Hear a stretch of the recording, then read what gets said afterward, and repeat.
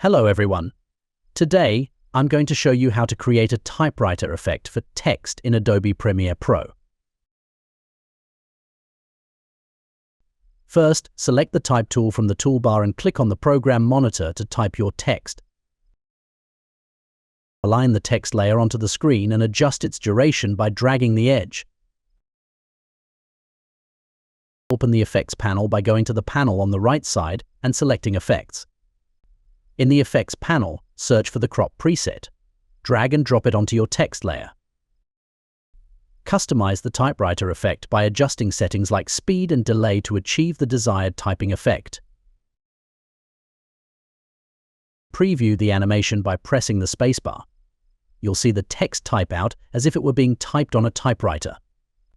Now you know how to create a typewriter effect for text in Adobe Premiere Pro. Thanks for watching. Don't forget to subscribe and leave a comment if you found this video helpful.